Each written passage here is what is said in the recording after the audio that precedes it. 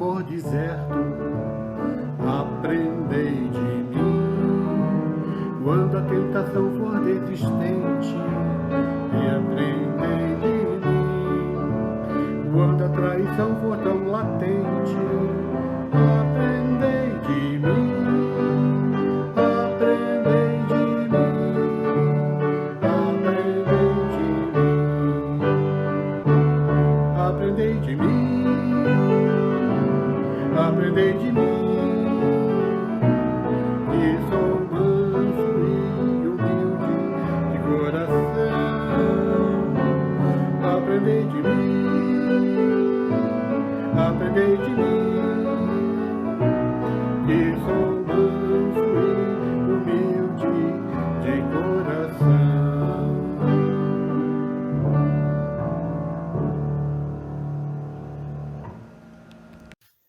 Irmãos e irmãs, paz e bem, iniciemos nossa reflexão em nome do Pai, do Filho e do Espírito Santo. Amém. Vivemos uma época de muitas fragmentações, um mundo marcado por divisões, marcado por tanto ódio, por tanta indiferença. Por isso, a encíclica que nós estamos refletindo ao longo deste mês é para nós um forte apelo, um apelo ao amor, a termos coração. Que o Senhor nos conceda essa graça nesta semana que antecede a Pentecostes, que nós possamos pedir ao Senhor, dai-me um coração cheio de amor. Vamos então fazer a nossa oração inicial.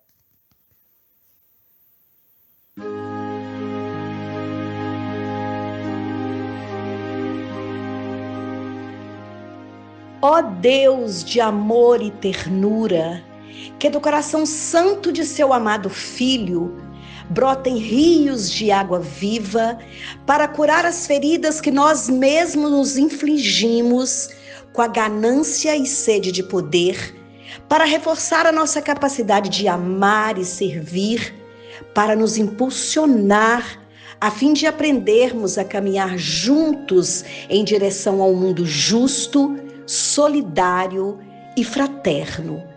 Isto até que, com alegria, celebremos unidos o banquete do Reino Celeste. Aí está Cristo ressuscitado, vosso Filho misericordioso, harmonizando todas as nossas diferenças com a luz que brota incessantemente do seu coração aberto. Bendito sejais. Jesus, manso e humilde de coração, fazei o nosso coração semelhante ao vosso.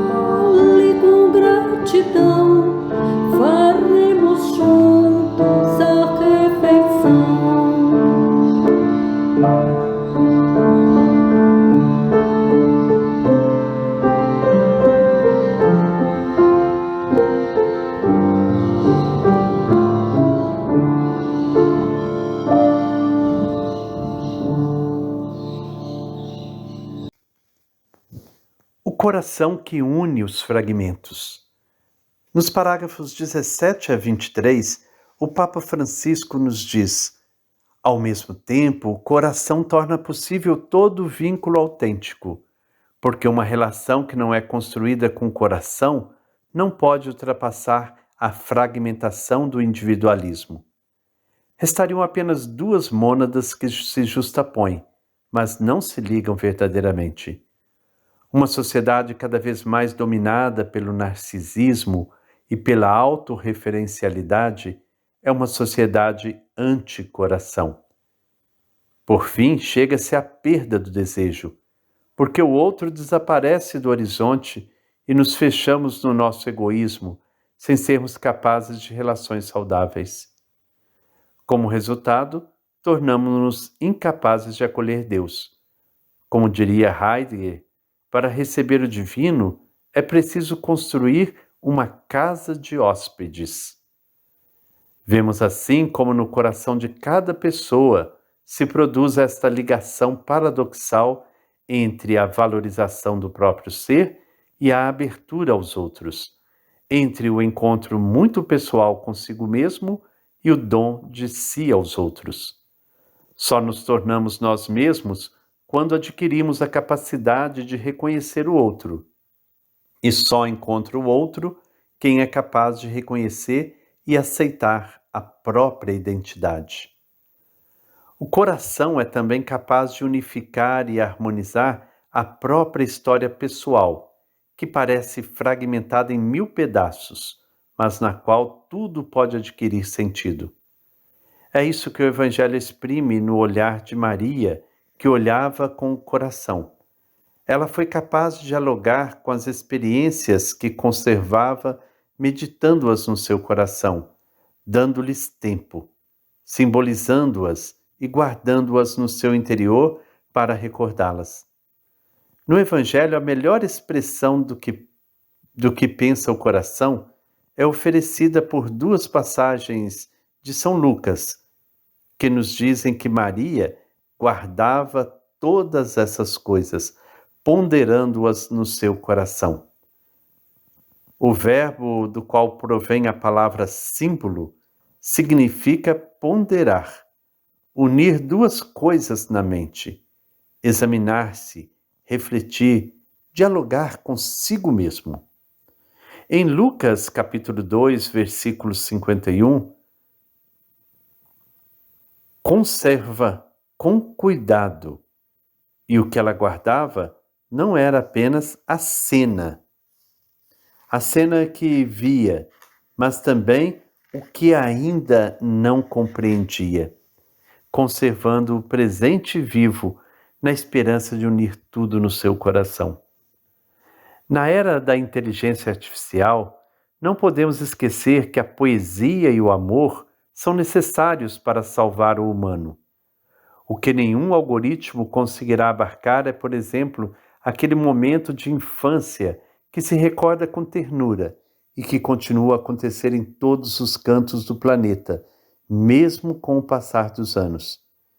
Penso na utilização do garfo para selar as bordas daquelas empadas caseiras que preparávamos com as nossas mães ou avós.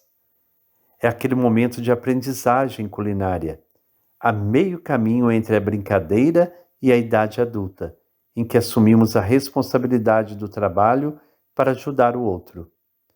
Tal como o exemplo do garfo, poderia citar milhares de pequenos pormenores que sustentam a biografia de cada um.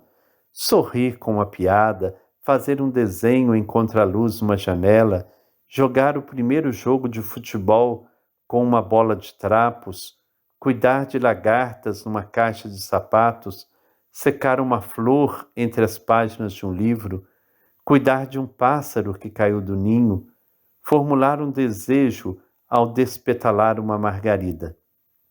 Todos esses pequenos pormenores, o ordinário e extraordinário, nunca poderão estar entre os algoritmos, porque o garfo, as piadas, a janela, a bola, a caixa de sapatos, o livro, o pássaro, a flor, são sustentados pela ternura preservada nas memórias do coração.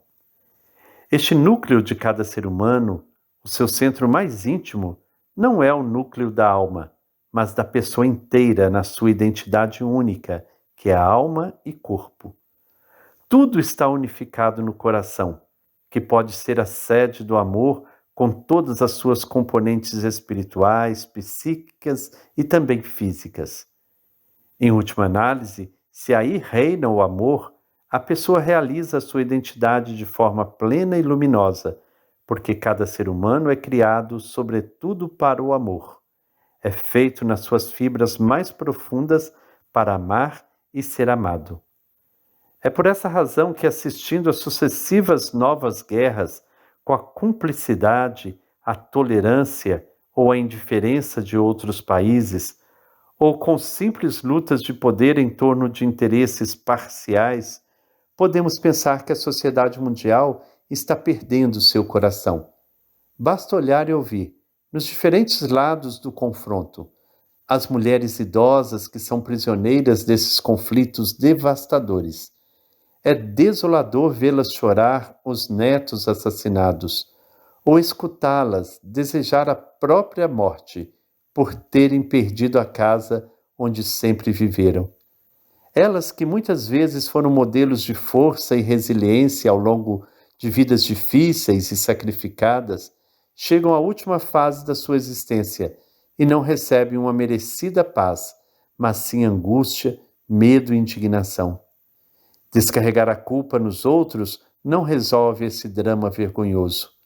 Ver as avós chorando sem que isso se torne intolerável é sinal de um mundo sem coração.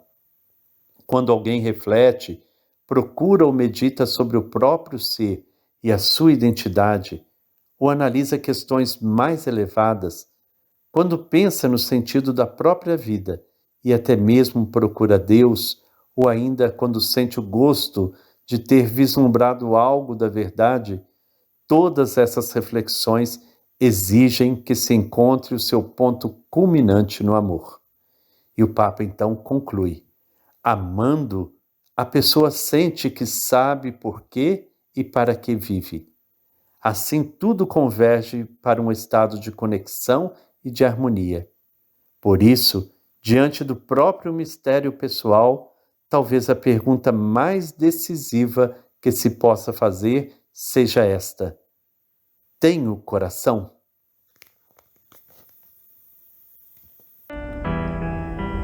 Senhor, permitai que nossos corações unam nossos fragmentos e que, rompendo as barreiras do individualismo, vençamos nosso narcisismo para que, reconhecendo a vós e reconhecendo ao outro e outra, sejamos capazes de reconhecer e aceitar nossa própria identidade. E que, inspirados em Maria, conservemos e guardemos tudo com cuidado em nossos corações. Vos pedimos que, nesses tempos de inteligência artificial, não nos esqueçamos de nossas doces lembranças, para que não percamos a ternura preservada nas memórias de nossos corações. E que nossos corações, ao nos unir por inteiro, corpo e alma, nos permita a sensibilidade com aqueles que sofrem nesses tempos de guerras e violências. E que assim, ao refletirmos e meditarmos sobre nossa identidade, nos encontrando com vós e nos encontrando com os outros, na conexão e na harmonia do amor, possamos, com grandeza, sentirmos e dizermos: temos coração.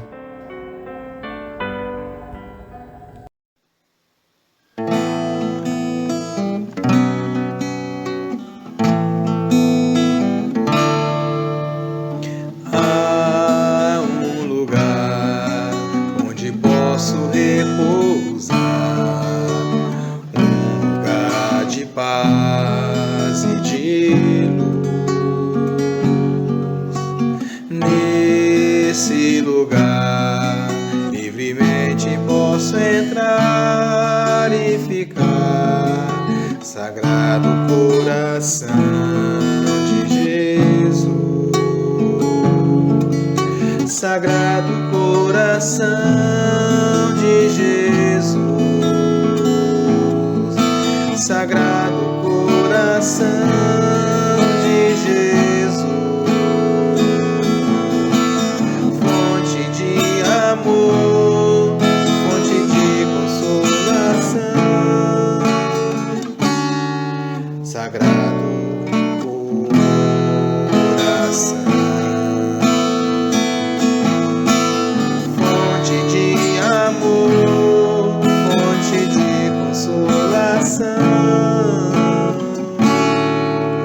sagrado coração. Compartilhando histórias de pessoas que fizeram a experiência do humano divino amor de Jesus, hoje falaremos de Santa Clara, a Clara de Assis, discípula de São Francisco. Clara era de família nobre e rica. Desde muito nova, ela se destacou pela caridade e respeito para com os vulneráveis. Por isso, ao se deparar com a pobreza evangélica vivida por Francisco de Assis, Clara se apaixonou por seu estilo de vida. Quando tinha 18 anos, Clara abandonou seu lar e sua família para seguir a vida religiosa. Para conseguir isso, ela foi ao encontro do amigo Francisco de Assis na Porciúncula e teve seus cabelos cortados, como sinal de entrega total ao Cristo pobre, casto e obediente. O ato de raspar a cabeça significava o despojamento na mudança para a nova vida. Clara de Assis foi uma mulher muito à frente de seu tempo, mostrando sua paixão e resignação em viver uma vida voltada a Cristo, dentro de suas convicções de pobreza e caridade. Ao exigir o privilégio da pobreza, ela abre mão da segurança do dote e vive entusiasmada com a provisão divina. Pela intercessão de Santa Clara, muitos milagres se realizaram quando ela ainda era viva e também depois de seu falecimento. Um dos mais expressivos milagres foi quando os sarracenos, um grupo de soldados muçulmanos, invadiram Assis e tentaram entrar no convento das Clarissas. Santa Clara pegou o ostensório com o Santíssimo Sacramento e disse aos invasores que Cristo era mais forte que todos eles. Os sarracenos, ao verem Santa Clara com o Santíssimo e ouvirem suas palavras de fé, foram tomados por grande medo e se retiraram do convento sem causar danos. Santa Clara, rogai por nós.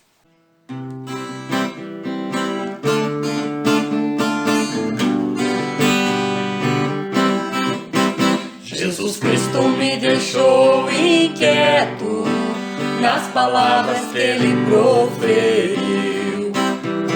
Nunca mais eu pude olhar o mundo sem sentir aquilo que Jesus sentiu. Nunca mais eu pude olhar o mundo sem sentir aquilo que Jesus sentiu. Chegamos assim ao final da nossa reflexão de hoje. Que a questão que o Papa nos apresentou ressoe em nós. Tenho coração? Muitas vezes nós nos deixamos levar pela lógica do cotidiano, pela lógica do mundo no qual estamos mergulhados e vamos perdendo a capacidade de sensibilizar, de amar, de sofrer com o outro, de sentir a dor daquelas pobres senhoras que sofrem em meio à guerra, sofrer a dor do pobre que está ali na rua, sofrer a dor de um vizinho que está na cama sentindo o abandono em meio à sua enfermidade. Perder a sensibilidade é o que de pior pode acontecer ao ser humano. Tenho coração? Que o Senhor Deus de amor e bondade nos abençoe. Em nome do Pai, do Filho e do Espírito Santo. Amém. Paz e bem.